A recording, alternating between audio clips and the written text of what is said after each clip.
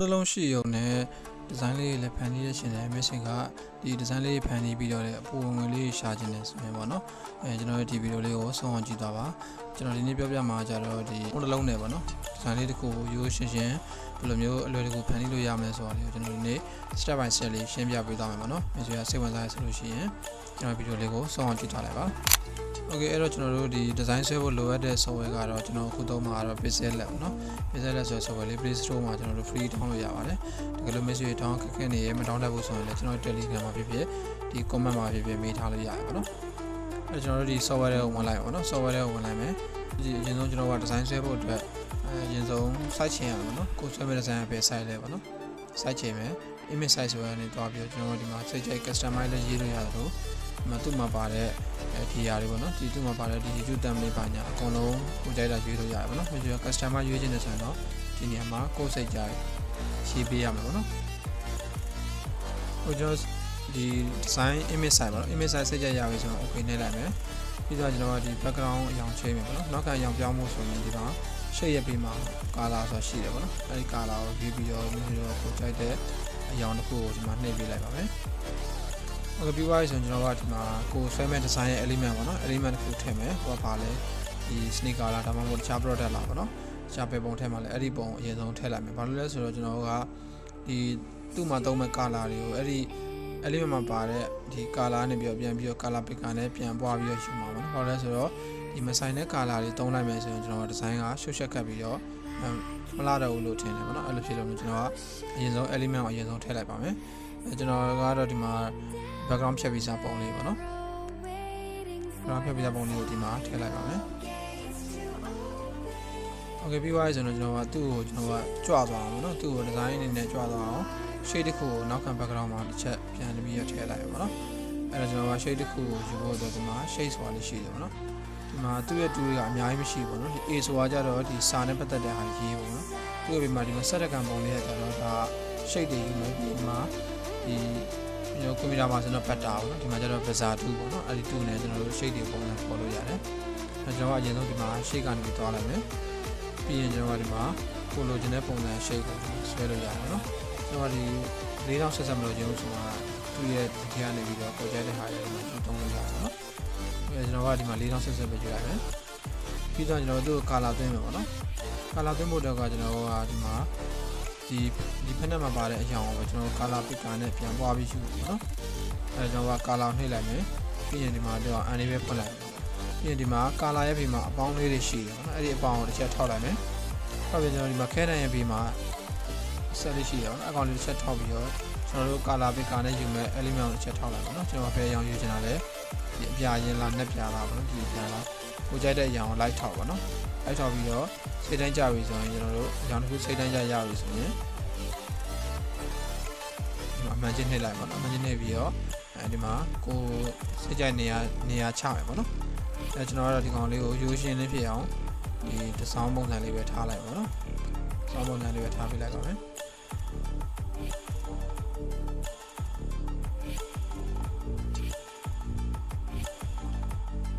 ကျွန်တော်တို့ကဒီ color တွေစိတ်တိုင်းကြပါပြီဆိုရင်ဒီမှာ layer ဆိုတဲ့နေရာနေပြီးတော့သူ့ကိုတော့ခတ်လိုက်ပါတော့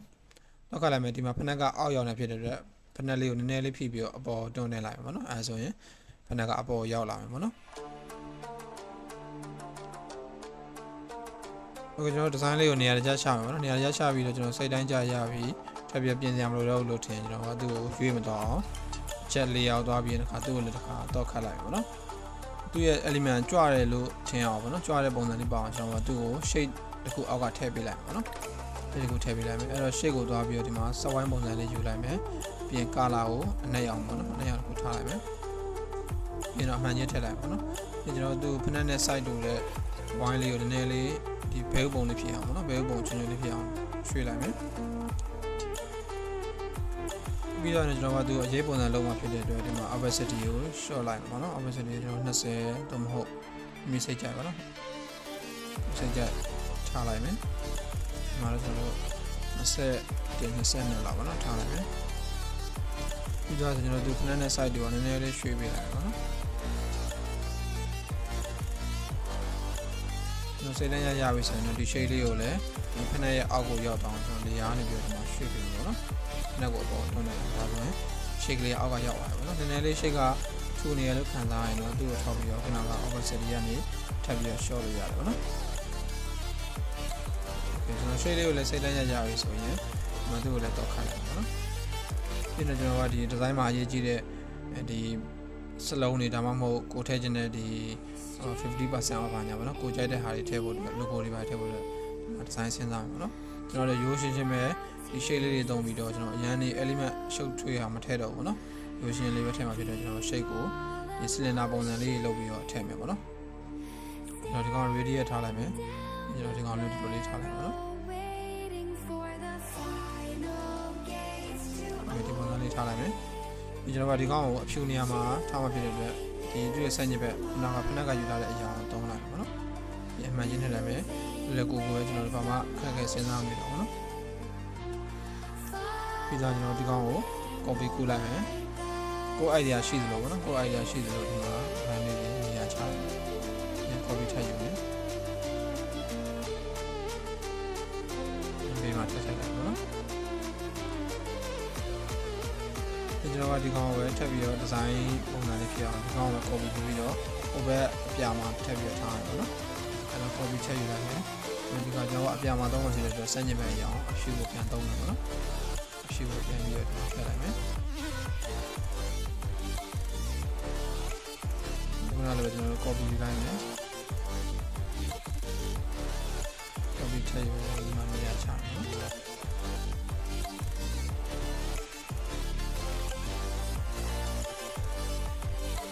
ော်ပြီးတော့ကျွန်တော်ဒီသူ့မှာပါတဲ့ဒီဖက်နဲ့ပတ်သက်တဲ့ဒီစလုံးတွေပြီးရင်ကျွန်တော် logo တွေထားဖို့နေရာချမှာเนาะ logo ကတော့ကျွန်တော်များသောအားဖြင့်ဒီမှာညာဘက်တောင်းမှာသုံးပုံဘက်တောင်းပါเนาะတောင်းနေမှာထည့်ရဖြစ်တဲ့အတွက် logo ထားဖို့ကျွန်တော်နေရာလေးအဝိုင်းလေးချိန်ပေးလိုက်ပါเนาะကျွန်တော်ဒီမှာ logo ထားဖို့ဒီပါเนาะဒါကျွန်တော်တို့ကိုကြိုက်တဲ့စာလေးရေးမယ်ဒီဖက်နဲ့ပတ်သက်တဲ့ဒီ percentage off တဲ့ဟာလေးတွေပါလေးထည့်မယ်ပေါ့เนาะအဲ shade ကနေပြီးတော့ကျွန်တော်တို့ဒီဆက်တဲ့ကန်လေးကိုယူလိုက်မယ်ကျွန်တော်ကသူ့ကိုဒီအပြောင်မှာတင်မှာဖြစ်တဲ့အတွက်ရှည်အောင်ပဲပြန်သုံးလိုက်ပါတော့အရောင်တွေကိုအရင်ရှုပ်တာမသုံးဘဲနဲ့ကျွန်တော်တို့ကဒီသူ့မှာဖက်နဲ့မှာပါတဲ့ဟာလေးတွေပဲသုံးလိုက်ပါတော့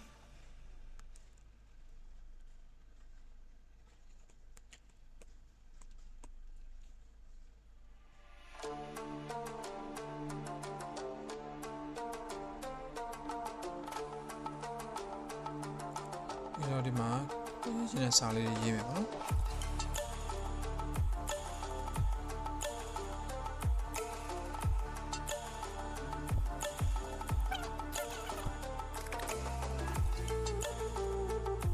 ်ဒီမှာ shape ပုံစံလေးဖြစ်အောင်ဒီအောက်နောက်လေးပါပေါ့နော်ရှောင်းအောင်စာတန်းလေးထည့်ဖို့အတွက် shape လေးတစ်ခုထပ်ပြီးတော့ယူလိုက်မယ်ပေါ့နော်ကျွန်တော်သူ့ကိုပဲ copy ထပ်ပြီးတော့ကူးလိုက်မယ်ဒီထက်ပြီးကျွန်တော်အရောင်မတူတာပါနော်ကာလာမတူတာလေးထည့်လိုက်မယ်ဒီကိုနည်းလေးစာကြည့်ပြီးတော့အောက်ကပုံမယ်နော်ဒီကျွန်တော်တို့ဒီအောက်ကိုထားလိုက်မယ်သူ့အဖြူစတုပ်ကိုတဲ့ပုံစံလေးရအောင်နော်ဒီဟာလေးဆိုဆင်ပြပါပြီကျွန်တော်တို့နှစ်ခုကိုလေးရအောင်နော်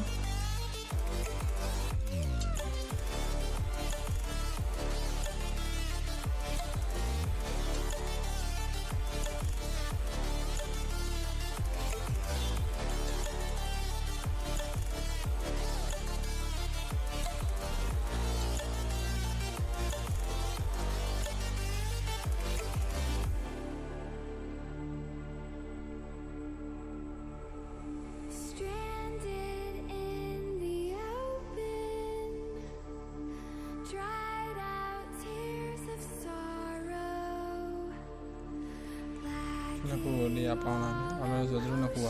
ပေါင်းပြီးတော့ကိုကြိုက်တဲ့နေရာရွှေ့လို့ရအောင်ပေါ့နော်။